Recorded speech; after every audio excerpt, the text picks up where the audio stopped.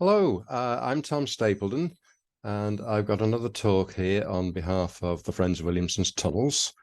This time, it's going to be a talk about the clearance of the Banqueting Hall underneath where Williamson's house used to stand.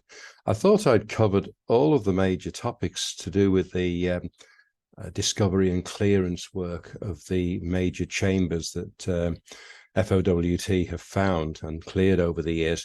And only just recently realized I'd completely forgotten one of the most important ones of the lot, which is the Banqueting Hall, which lies underneath where Williamson's house used to stand. We've had access to this.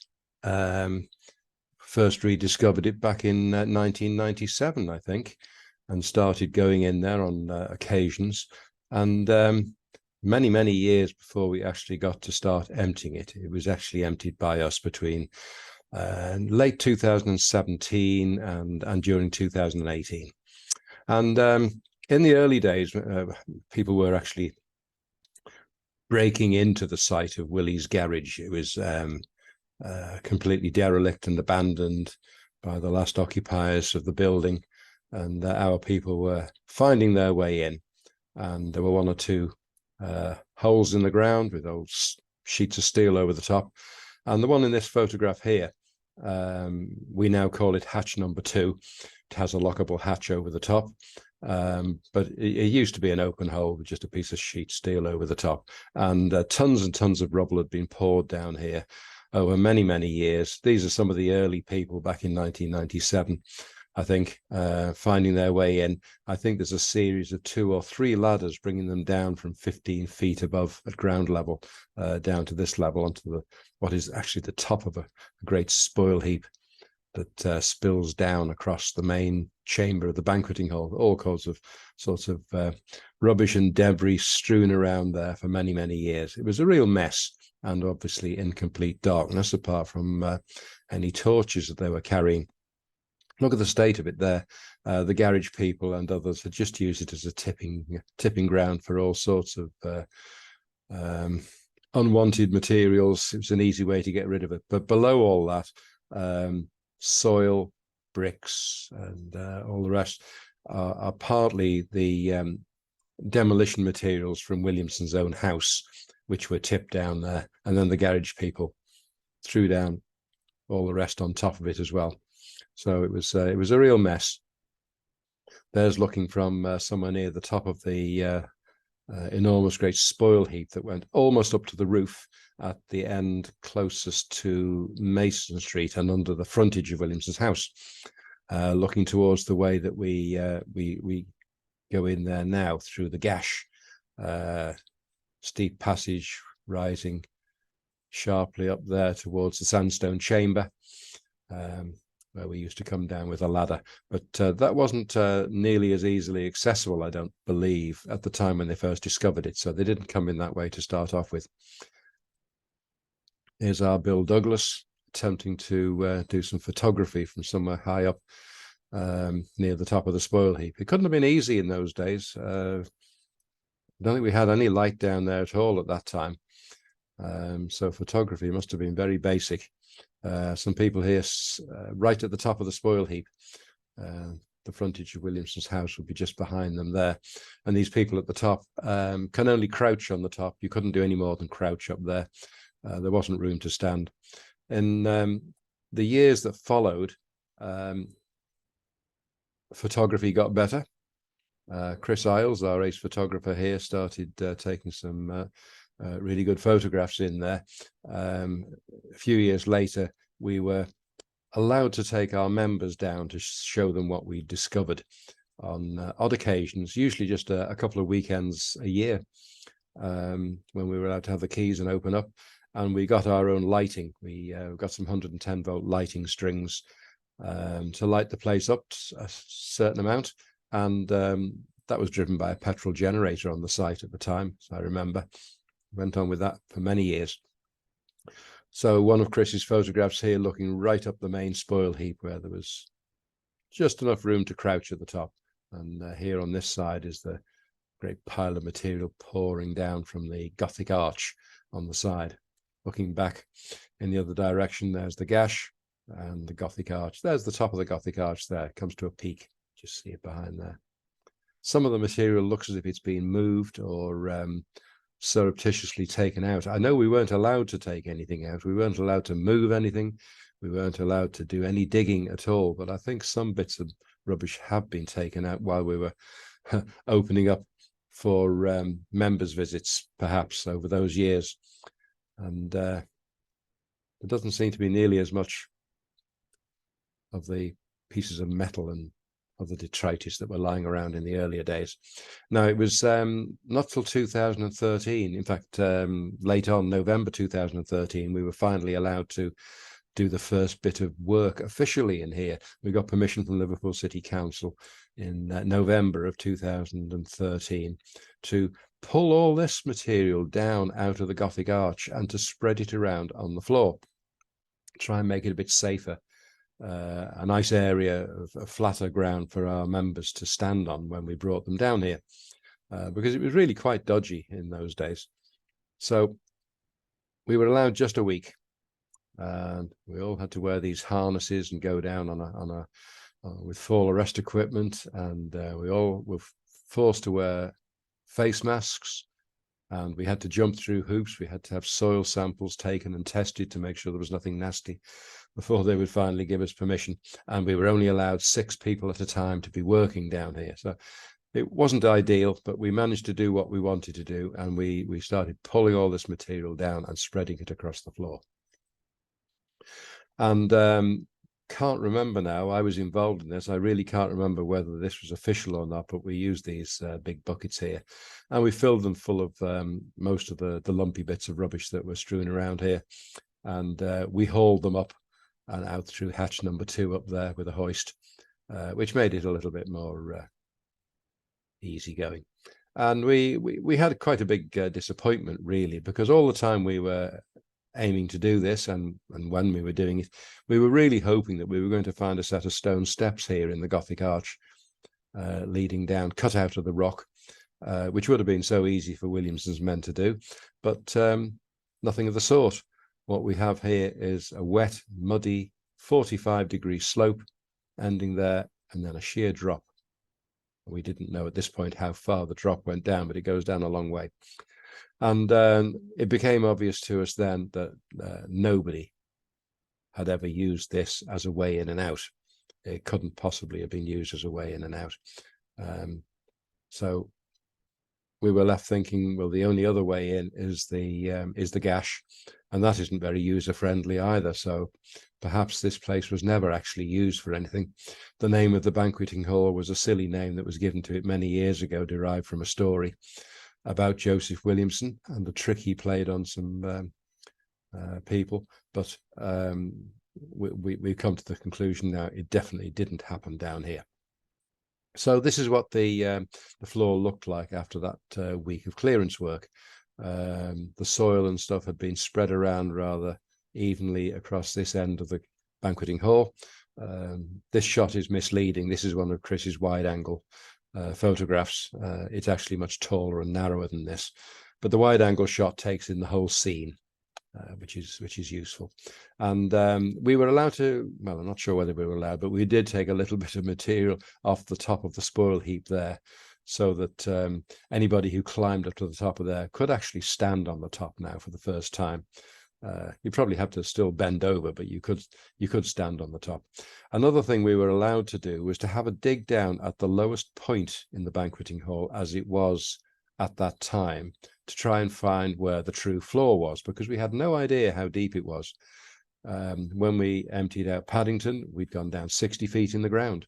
We had no way of knowing whether the Banqueting Hall could be as deep or whether it was nothing like as deep, but we were allowed to have a dig. So this spot here is where we dug down. We dug a hole and we went down 5 feet, I think it was, and we hit the bedrock below there. So we then knew that at the lowest point in the Banqueting Hall, there was another 5 feet to go to reach the bottom, but then of course all that lot at the other end. And there was no saying that the floor would be level or anything like level. It could have been all over the place. But what we chose to do was to, when we filled the hole in, we put this large diameter plastic pipe in down to the floor so that we could keep a record of exactly where the floor was. And when we took visitors down there, we could shine the torch down and show them that is the bottom at this point. Now, it was quite a long time before we actually got round to making a start on emptying this place. When we arrived with permission to start excavating here at the end of 2016, and we were given the keys and we took over the site fully, there were a number of different areas we wanted to work on. We really wanted to work on them all, but we couldn't. We had to split ourselves up into smaller groups and take it slow and steady. And we didn't make any effort to empty the banqueting hall to start off with. It was quite a daunting task. And there are only two ways out of here. One of them is up there with a hatch in the ground 15 feet above that platform there. And the other one is out up the gash, which is narrow and steep, turn a corner into the sandstone chamber, and then up another ladder. So that wasn't very convenient either. So we eventually formulated a plan. We realized that the hatch number 2 was the only place we could really use for taking the spoil out. And we were going to do it in exactly the same way as we emptied Paddington. It was going up in these 10-litre plastic buckets using a gin wheel and a rope with a hook on the end. Now, what's happening here is we're constructing a scaffolding tower in front of the Gothic arch. And to do that, we needed to dig down to find solid ground. So we dug a trench here in front of the Gothic arch, and we found out that we had to go down, I think, about 5 feet there before we found bedrock. And so we built up our tower from there. Incidentally, this scaffolding tower is repurposed. It was originally a scaffolding staircase that was constructed to take us down from the staircase leading down from level 2 into level 3 at Paddington, because the nice stone stairs end about 7 feet above the floor of the chamber below. So we had this staircase built. I think it was materials all supplied free of charge for us, which is very nice. But anyway, it became redundant when we had a proper fabricated steel staircase installed in Paddington to replace this. So all of this scaffolding material became surplus to requirements. So we've reused it and built this tower. And what's happening here, there's a walkway, a platform and a walkway being built up there in the process of putting up this tower. But the feet are standing down on the solid rock below, about 4 or 5 feet of soil there. And still in the process, you can see the wooden walkway which goes right back into the Gothic arch behind there. The floor doesn't look very far away at the moment, but it's going to go a good bit further down. And now it's been fully set up, and we've got our hoist rigged up there with a gin wheel and the rope there. And we're in the process of emptying the banqueting hall now for the first time. The buckets go up from here up to the platform, carried backwards about 10 feet into the Gothic arch, and then round the corner. There's a couple of shots that not many people get to see. Not many people go up this tower to see what's on top. This is looking into the Gothic arch from where the hoist stands, and it goes in. It ends there. There's a water channel cut out of the rock there. There's a little chamber going off to the left and another water channel coming in on the right-hand side. So we now know that the Gothic arch actually exists because it was being used to channel water from the surface down and across the banqueting hall and on. And round to the left there is the shelf, that one there, which is just big enough to hold about 25 buckets.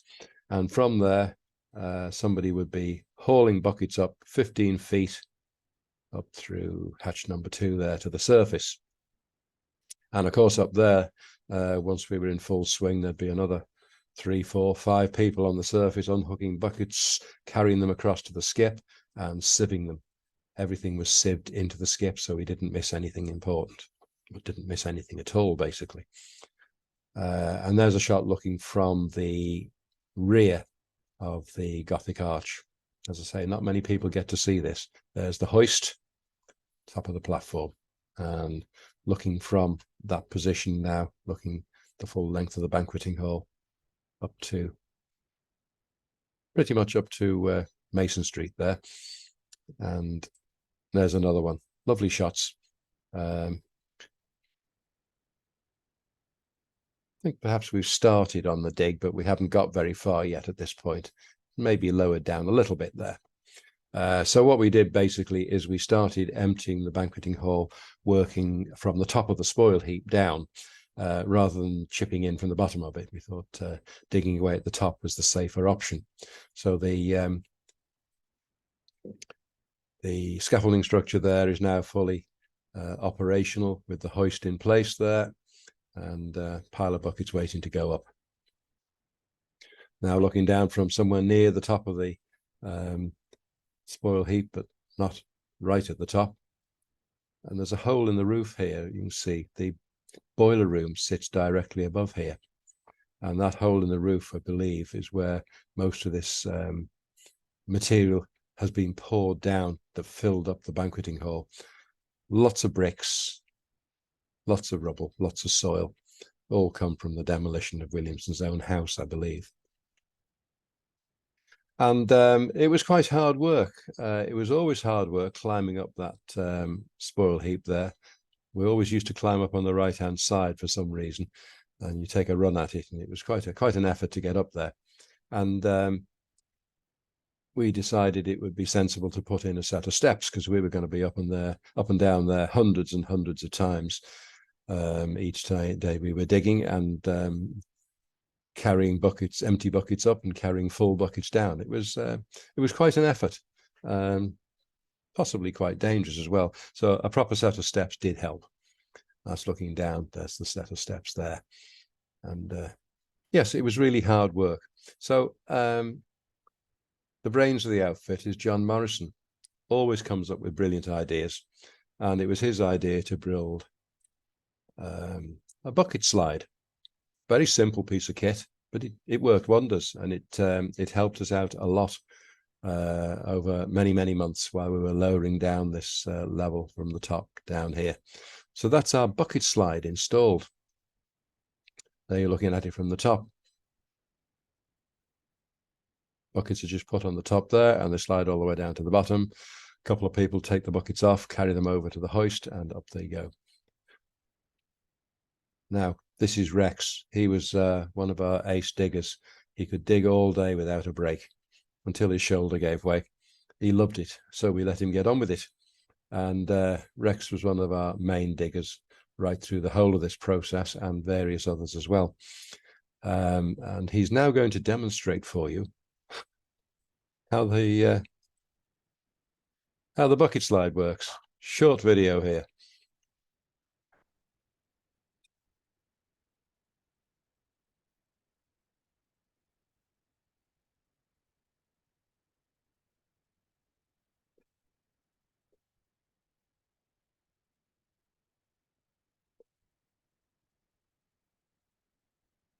And that's it. So simple, but brilliant.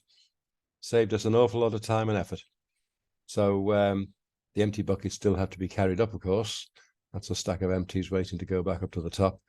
The digger can't keep digging unless somebody keeps feeding empty buckets to him and taking the full buckets away. So as I've said many times before, it takes a whole team of people, 10, 15 people, just to keep one digger going.